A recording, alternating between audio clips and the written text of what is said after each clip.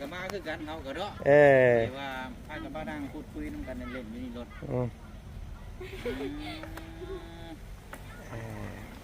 มาแต่บ้านประหลาดพุ่นได้นี่เนาะบ่แม่นบ้านหยังบ้านปลาไหลบ้านปลาไหลอันนี้น้องสาวคนที่เท่าไหร่นี่น้องหล่าบ่แม่นน้องหล่าคนสุดท้ายได้บ่ขลักน้อยเพิ่นก็นอนบ่เนาะขอหักตะม่ำได้ขึ้นไปอู้นอนได้ไปช้างมาซะนี่เท่ามากระตาเพิ่นว่าชื่อในใดก็กี่นี่ชื่อเสียงน้องเสียงโอ้ยคือกันบ่บ่เสียงน้องเสียงอันนี้ก็น้องเจืองมันโอ้บุญสมขอบกันเด้นี่พี่น้องเอ้ยเอียงบ่เด้เนาะอันนี้เราสิ2คนนี่เด้เนาะสิเป็นผู้หญิงหรือผู้ชายเด้พี่น้องเอ้ยก็เอาผู้ชายก็ดีผู้หญิงก็ได้เนาะไปออกมาก็เอาบัดพี่น้องเอ้ยคงเฮียนอยู่บ้านเจ้ามีเจ้าของลูกฮะ2 ห้องเลิกอันเลิกแล้ว2 ห้องเอ้าฮอดปอได้เนี่ยคือว่ามี2 ห้องป1แล้วก็ป2ปตกใจเบิดเนาะหอเสียงสื่อคือกันเลยพี่น้องเอ้ยบ่ถามไม่เจ้าชื่อหยังเอาเจ้าชื่อหยังบอกเองเลยลูกบ่เจ้าชื่อหยังตั้งสุดนี่เนี่ยยันนะทางนี้ทางนี้เอิ้นเพี้ยนในนาเนาะคือชมเจ้าเอิ้นดาวตวิทย์นะบ่แม่นชื่อข่อยแท้บ่จักเจ้าชื่อหยังตั้งมือตั้งสุดเฮียนน่ะตั้งไสตั้งเติ้งนี่คือหยังเติ้งนี่ฮะบอกโอ้เติ้งนี่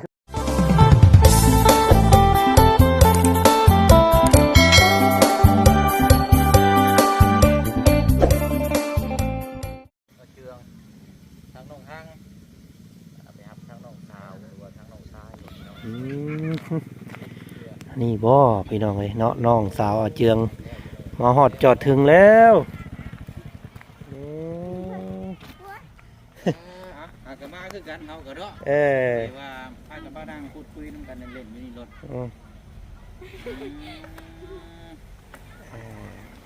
มาแต่บ้านประหลาดพุ่นได้นี่เนาะบ่แม่นบ้านหยังบ้านปลาไหลบ้านปลาไหลสบายดีใส่น้องสาวคนใดใส่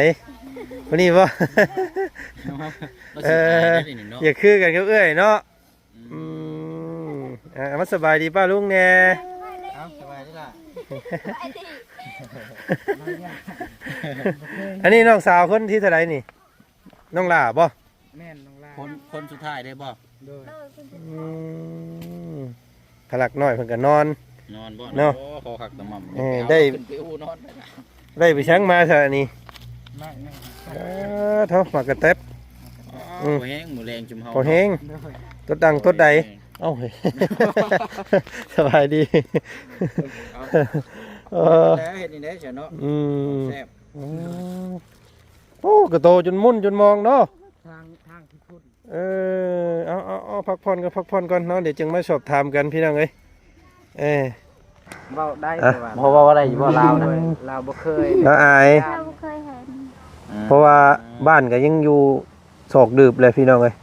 สัญญาณบ่เห็นเนาะโทรศัพท์นี่บ่ต้องเว้าได้บ่ได้เล่นอยู่แล้วอันนี้นะโซเชียลนี่บ่ได้เบิ่งอยู่แล้วเนาะใส่ก่อนอีหล่าเพิ่นว่าชื่อในใดก็กี่นี่ชื่อเสียงน้องเสียงโอ้ยคือกันบ่บ่เสียงน้องเสียง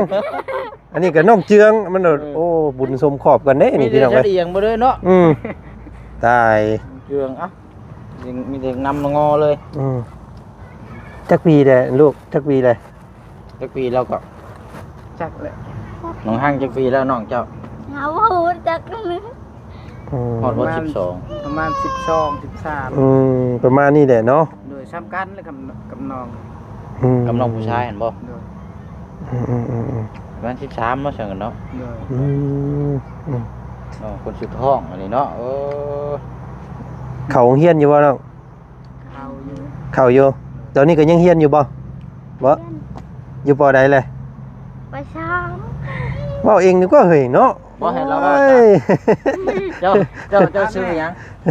โทษเลยพี่น้องเนาะ เฮงแล้วเอ้ยหนีออกไปสิเฮงเต็กแล้วนี่ สร้างเลยกล้ารู้ โอ้ย ว่าน้อยตื่นเช้าน่ะ อืม เอาตื่นจะมาฮอดเฮือนแหละ อืม อัด3มัด4มาเลยเนาะ โดย อืม โหดดีเนาะนี่ ทางอันน้องสอนปีนพะงางตอนนั้นบ่ เช่นนั้นบ่ล่ะ โดยทางนั้น แต่ว่าเขาเห็นเขาเจ้าอันแปลงทางได้เนาะ โดยเขาแป้งเขา นี่ แก้มัน ดีให้มาฮอดเทือนแล้วเนาะเมื่อฮับเออนยังก็เพิ่นเอิ้นแล้วพระลักษณ์สิเอิ้นว่าใดๆก็อาบ่ ห้อง น้าสาว โดย น้องสาวมันคือบ้านเฮาเอิ้นกับบ่จันน้องสาวแล้วน้องของน้องเมียเด้ อันแบบว่าพระลักษณ์เอิ้นเรานี่นะ ห้อง เช้า ห้องน้าสาว น้าสาวบ่ ห้องสาวนะกันคือบ้านเฮา สาวเนาะ ก็คือ เออ ตัวอย่างก็คือเขาน้องไอเบลในห้องเมียบ่ดีกับห้องสามีสินะ อืม แต่บุญมีเราเป็นน้องของ น้าสาวเนาะน้าสาว ประมาณนี้นะ น้าสาวหรือว่าคือน้องเสื้อเอิ้นนั่นว่าเมียบ่เพิ่งนี่เนาะ แม่น น้าสาวเนี่ยก็ น้าเพิ่งเนาะ เออ ประมาณนั้นเอ้ยเนาะมันบ่ยากบ่โทรบ่น้องเดี๋ยวนี้ก็ทาง โดยสบายตน อืม เขาแก้มันตลอด อืม ปรับขึ้นนะเนาะ โดย คือรถพวกอ้ายนี่ไปได้บ่ ไปได้อยู่ ฮะ เพื่อน บ้าไปตัวนั้นโหดเด้บ่จันเด้บ่ถามนะนี่ได้ว่าเขาเจ้าแปลงคักเนาะ กะบ่ได้บ่ บ่ได้ เพิ่นแบบแวไปบ้านน้องหางนี่ยันบ่ได้เลยไป เป็นไปได้ โดยมันขึ้นผู้ มันขุนผู้ได้บ่จันได้แบบโมโหดแฮงเราได้ชั้นแบบติ้งนิ่งได้ได้ ยันไปบ่ได้ นั่นแหละบ่จันคิดว่าบัดหลังปีใหม่ไว้พวกทีมงานเฮาสิมาคบกันได้ว่าสิชวนกันไปเข้าป่าเข้าอันน่ะบ้านลึกๆที่บ่เคยเข้าหันนะคิดว่าอยากเป็นบ้านน้องเพิ่นเพราะว่ากันดารได้พังเว้านี่เนาะ แม่นนักบ่มีไผเข้า บ่มีไฟแล้วก็สัญญาณหยังบ่มี โดยผม นั่น ทางรถใหญ่ฮ้อนเขาอยู่เนาะ แม่นว่าจะเข้าไปลองเข้าไปแจกจ่ายพี่น้องจนหมู่บ้านเราหันหั้นนะพอได้น้องเจืองนี้อันพอได้เป็นใกล้เป็นหยังให้เนาะ นำพาเนาะ กับน้องอันสอนผู้เพิ่นเคยพาไปหั้นนะคำเป็นไปได้ว่าคันมันขึ้นไปได้เนาะ เฮาก็ต้องเบิ่งแนวทางอีกทีนึงเนาะเจ้าคันว่าได้ก็แม่นว่านี่ละบ้านเรานี่เราได้ เหมาะเลย เอาบ่ได้ไปจักเทื่อ ทาง เลย แวะไปบ้านเรานี่โอ้ยยามบ่ บ่ ได้ ได้ ขึ้นผู้รถจักรให้นั่นบ่ได้ มัน แต่ ก็ ว่า อยู่ ไป ดูโชคดีไปโดยเนาะ บ้านสองบ้านนั่นได้อยู่สองบ้าน มันมีบ้านหยังก่อนสิฮอดบ้านเรานี่ บ้านอัน มั นั้น นละกึม มันละกึม กึมน้อยละกึมใหญ่ โอ้ ละกึมละบ้านเรา จังพ่อ ทางคิดพุ่น จังพ่อเนาะอีหล่าเพิ่นมาเพิ่นยังแบบว่ายันย่านเนาะเพราะ ไม่ เพราะ ว่า เราอยู่แบบว่า อยู่แต่ในป่าในหิมใน เอ้ย โชคดีเนาะ พี่น้องเอ้ย ย่านแหละ อืม พอเอาอะไรอยู่บ่เย็นๆบ่คนเขาเฮียนนี่สิเราได้อยู่ดอกเนาะ ได้ แต่ว่ายังอายอยู่ เรายังอาย แต่ว่าเราหากะเห็นหากะ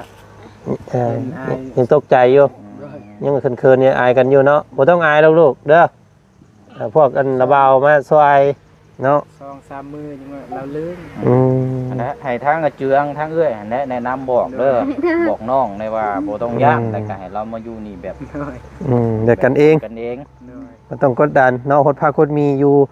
กันนี่แล้วซอยเวียกซอยงาน ดีแล้วอันมานี่ก็เอาร้านแล้วก็ฮดพักหยังเบิ่งเวียกเนาะ ด้วย ได้นำต่างเอาน้องมาดูแลนี่ก็โอ้เบิ่งแยงนํกัน เอาแต่ว่าเว้าสิเข้าดึงเฮียนได้ซะเราต้องกลับเมื่ออีกบ่ซะบัด บ่ยังมีเขาพักบ่ ผักปีใหม่บ่ ด้วย เออ แม่นแน่ๆเนาะบ่ฉันพักปีใหม่ เฮียนผักปีใหม่แต่เมืองเราจังมาเพิ่นพักจักมื้อลูกโรงเรียน อยากคล้ายๆกันอยู่กับผู้นี้เนาะแต่ว่า ตอนแรกๆเจ้าพ่อน้องหั่งกับแบบนี้จักบ่ คลิปแรกไปย้อนมาเลยอยู่หน้าปั๊มน้ำมันก้มหน้าอย่างเดียวบ่เว้าหยังเลยมีแต่ให้กับก้มหน้า ด้วย อันนี้โอ้อัดสีมาเลยเนาะ ด้วย อันออกเดินทางแต่จังมุงก็ไปมื้อเช้านี้ แ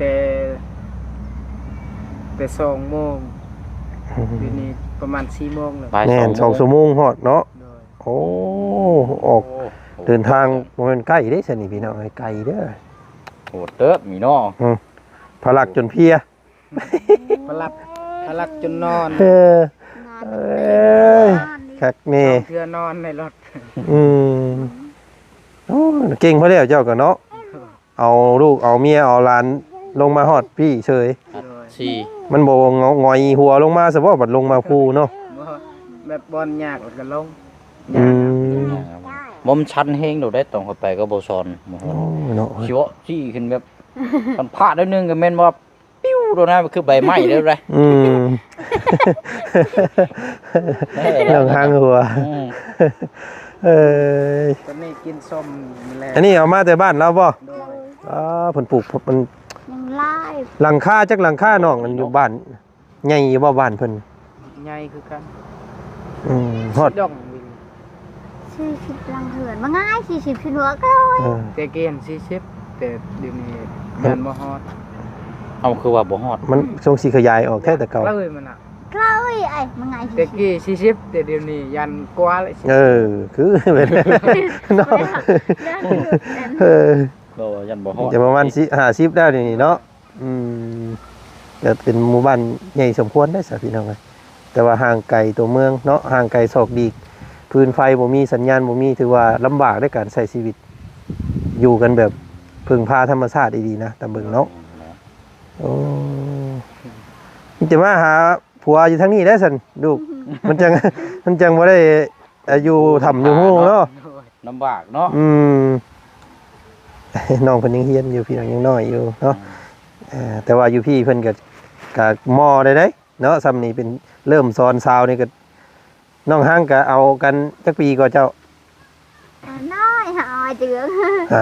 อย่างน้อยยังเว้าไว้ได้เลยบาด ซ้ำบ่อันน้องเจ้านี่ บอก ไงกลัวอยู่เนาะ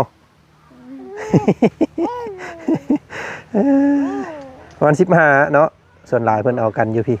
15 16นี่ก็ถือว่าอยากเต็มที่แล้วคือชุมเฮาโดดป้าจนเฒ่าเนาะเอาลูกเอาเมีย 20ปีข่อยกับ21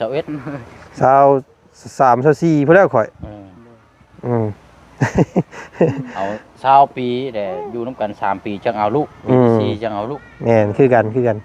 บ่ได้ว่าสิเอาโดดเลย บ่ได้เอา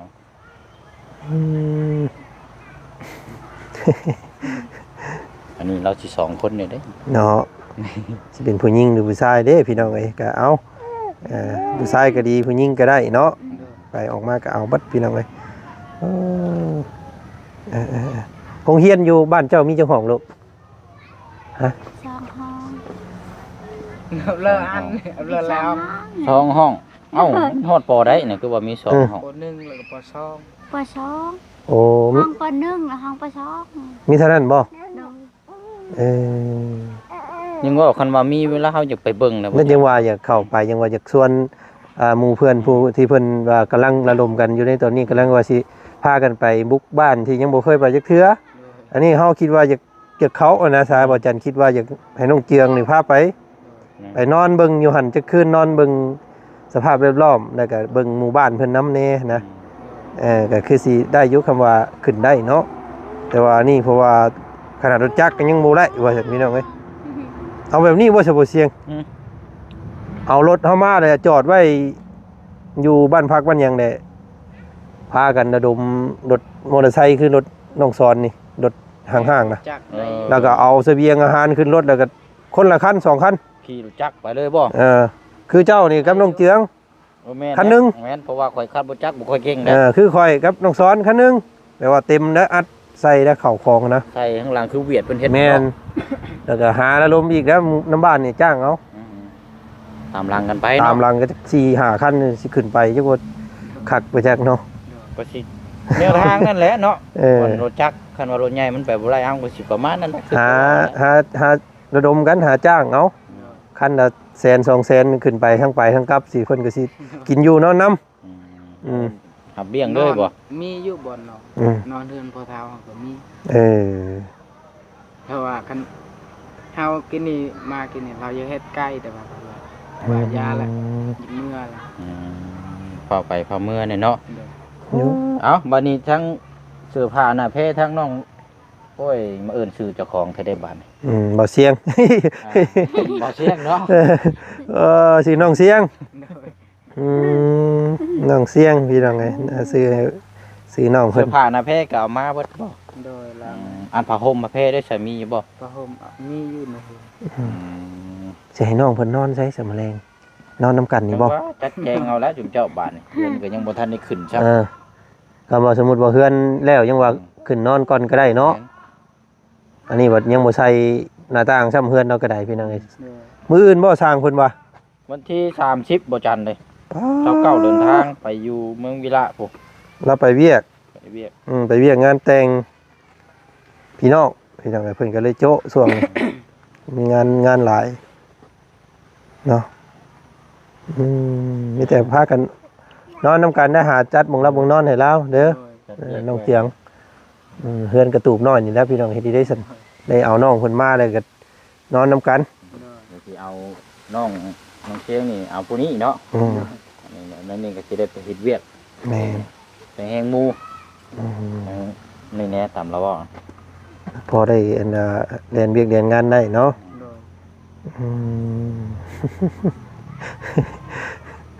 อ้ายหมอนี่พี่น้องเอ้ยอายยังไงเนาะบ่อายเด้อบ่อายเด้อเนาะ สองสามมือจึงเราเล่น เอิ้นลุงก็ได้เด้อพวกนี่เด้อพวกลุงนี่ ลุงว่าลุงของอ้ายซะ ลุงแล้วกัน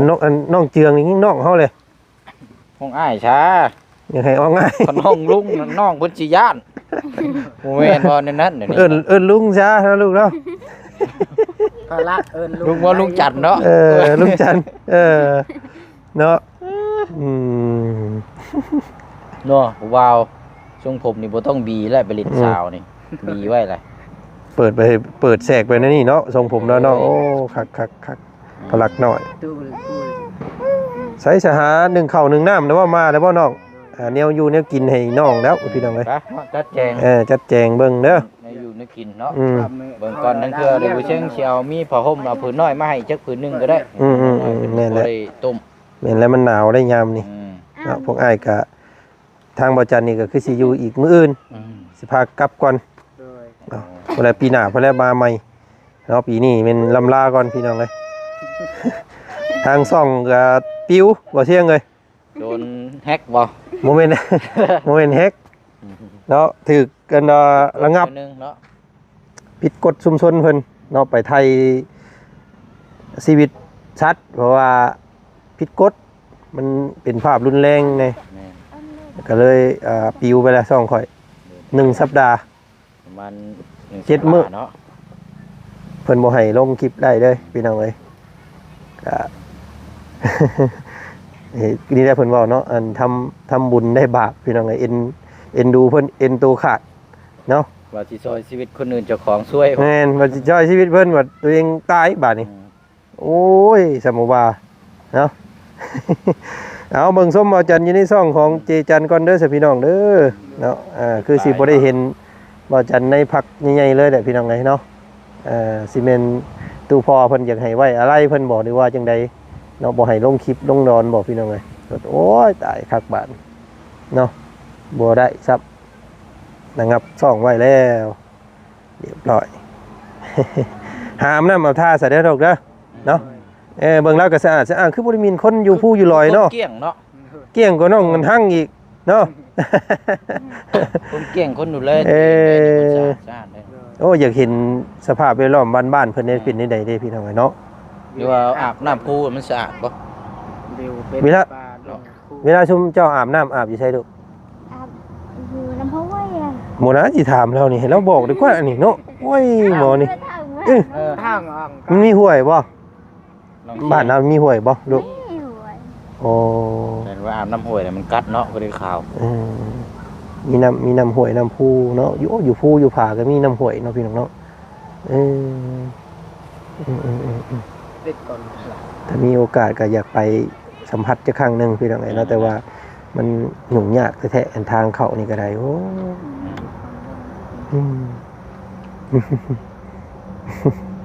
ตกใจเบิดเนาะหอเสียง สื่อคือกันเลยพี่น้องเอ้ย บ่ถามไม่ว่าเจ้าชื่อหยังเอาเจ้าชื่อหยัง บอกเองเลยลูก บ่เจ้าชื่อหยัง ป้าป้าสุดอย่างเงี้ย ย่านนั่นน่ะตรงนี้อันทางนี้เอิ้นเพี้ยนในนาเนาะ ย่าน คือชุมเจ้าเอิ้นดาวตะวิทย์นะ บ่แม่นชื่อข่อยท่านบ่จัก อืม เจ้าชื่อหยัง ตั้งมือ ต้องเกิดงานน่ะต้อง ไส ต้อง อาเติ้งนี่คือหยังอาเติ้งนี่ เฮียน ฮะ บอก โอ้อาเติ้งนี่คือบอก ให้บอกชื่อประมาณนี้เนาะ บอกอาเติ้ง ได้ยังบ่กล้า ว่า สื่อเสียงนั่นแหละเนาะ โดย อืมอืมอืมอืม น้องเสียงโอ้ย อืม มาขึ้นชื่ออันนี้ข่อยสิได้บาทนี่เนาะ เลย อ๋อ สวัสดีน้องไอ้เนาะทักทายยามค่ำ คำยำแรง ๆมื้อนี้ อากาศหนาวเย็น เย็นเยือกๆพี่น้องเอ้ยป๊าดบรรยากาศตอน4โมงกว่า5โมงมื้อนี้พี่น้องเอ้ยทางบ่อาจารย์เข้ามาถ่าทางเบาบุญเพิ่นกับอาจารย์ไปมอบของขวัญให้น้องน้ำก็เลยมาพบพ่อน้องเพิ่นพอดีเนาะน้องเพิ่นมาพอดีเลยพากันขี่รถมอเตอร์ไซค์คันนี้แหละพี่น้องเอ้ยเนาะบุกขึ้นภูมีทางเดียวเท่านั้นพี่น้องที่จะขึ้นบ้านเพิ่นได้เนาะคือบ่จันเบ้านี่แหละต้องได้เซารถแบบนี้ให้มีคนขับขึ้นไปอีกเนาะแล้วก็เอาเสบียงอาหารหรือว่าไผมีมาม่าปลากระป๋องก็เอาใส่ข้างหน้าเนาะอันนี้สิเป็นพวกเฮานั่งขึ้นไปนะเนาะก็อยากขึ้นไปสัมผัสเบิ่งเนาะเพราะว่าทางเพิ่นนั่นลำบากดีเด้ทางเว้าพี่น้องเอ้ยฟืนไฟบ่ได้สัมผัสเนาะเพิ่งพาธรรมชาติอย่างเดียวเนาะกินในดินกินในหญ้ากินน้ำพุน้ำพาเนาะได้ของป่าของดอนมากก็พากันกินเนาะถือว่ามีเงินที่จะสร้างจุนเจือในครัวเรือนนี่แทบจะบ่มีเนาะนอกจากขายมันขายข้าวขายของป่าเนาะโอ้ยพี่น้องลำบากหลายเนาะเพราะว่าการคมนาคมยังเข้าบ่ฮอดเนาะความเจริญบ่ถึงก็ถือว่าโอ้ลำบากพี่น้องเอ้ยเนาะจังได๋ก็เดี๋ยวถ้ามีโอกาสถ้าบุญนำส่งกันเฮาอาจจะได้พ้อกันอยู่บ้านของสาวหัง ครั้งแรกได้นี่เนาะครั้งแรกอันว่าตอนมาน่ะมากับมันอ้ายเนาะบุญเนาะผู้ชายนะ โอเคและสักคลิปนี้พี่น้องไปทางบ่อจันก็สิขอตัวลำลาก่อนเนาะคลิปนี้ก็เห็นนี่ได้จะหาอาบน้ำอาบท่าหาต้มน้ำต้มท่าอาบก่อนก่อยก็ได้เนาะ อากาศจะหนาวช่ำบ่ หาอาบน้ำลูกได้เสร็จเด้อเนาะทางบ่อจันก็ขอตัวลาก่อนคลิปนี้เนาะเอาสบายดีสบายดีน้องเสียงสบายดีน้องมืออยู่สบายดีโอ้ยเนาะบ่อายดอก คนสะอาดได้เด็บมือเด็บอย่างทาเด็บเลี้ยงก้อยเนาะ แห้ง อันเดียวกันโลดเนาะหน้ากับน้องหังเนาะแบบเดียวกัน จะว่ารุ่นเดียวกันกับน้องปูนาบ่จังอายุ สิประมาณเดียวกันเลยผม น้องปูนา12 ปี นกปูนาเอื้อย 12 ปีแล้วคนนั้น ปูนา 12 ปี อันนี้จักปีค่ะ ยามซ้ำกันเลย ให้ว่าญาติว่าสำคัญกับน้องปูนา ก็อยู่แล้วอ่องตัวเตี้ยสิ ไว้พอดีได้แถวอันฮู้จักกันบ่กับปูนาน่ะ ไม่ได้เรียนถูกตรังถูก บ่เราลิ้นน้ำกันบ่กับน้องปูนานะฮะ เรายังน้อยตอน บ่เว้าถึงได้ฮู้จักกันอยู่บ่ พูดจ้ะ เอามื้ออื่นเดี๋ยวสิพาน้องปูนามาเล่นนำเด้อ นี่ดังหมวกปูนาอ่อง มีดังบ่ เป็นพี่น้องกันเด้ เราพี่น้องกันบ่ นกปูนา พี่น้องกันโดนละ นี่ทางน้องทาง มันแบบว่าสอดเกี่ยวกันอยู่อันนี้เนาะ แม่นได้จัง โลกมันวนไปวนมาอยู่พี่น้องเอ้ยให้น้องปูนาได้มาเป็นลามก็พามาเล่นแล้วก็เราดึงในจัง แม่น แต่ว่าทางเจืองน้องทางไปเฮ็ดเวียกนะ น้องปูนาเพิ่นมาโอ้มาล้มกันก่อนเพิ่นปรับความเข้าใจก่อน คนเขาทำเฮียนแน่จังน้อยนะกับสิเฮียนฮู้ทางนี้ก็คือกันนะ ๆ ไอ้ดอกคนพี่น้องกันอยู่เนาะพระเจ้าเดี๋ยวคุยกัน ไปซะ จะเฮาล่ำลาก่อน ลำลาก่อนเนาะสบายดีสวัสดีเด้อน้องหังเด้อพากันรับกันนอนหาหมองรับหมองนอนให้น้องเด้อเนาะเบิ่งเพิ่นได้พี่น้องเอ้ยเพิ่นมาเยี่ยมมายามเนาะมายินดีน้ำอ้ายเอื้อยที่ว่ามีเดือนมีซานเนาะกะต่างเอามาเอาน้องซอยเนาะกะโอ้พี่น้องเอ้ยเนาะกะฮอดจะถึงเป็นอันพิธีเรียบร้อยพี่น้องเอ้ยกะพบเจอกันใหม่เนาะคลิปหน้าได้กันทางบ่าวจันขอตัวก่อนคลิปนี้ส สบายดีสวัสดีพี่น้องฝากซ่องของเบาจันอีกเด้อซ่องเจจันได้พี่น้องเด้อเนาะทางนั้นลงบ่ได้แล้วพี่น้องเอ้ยเนาะไป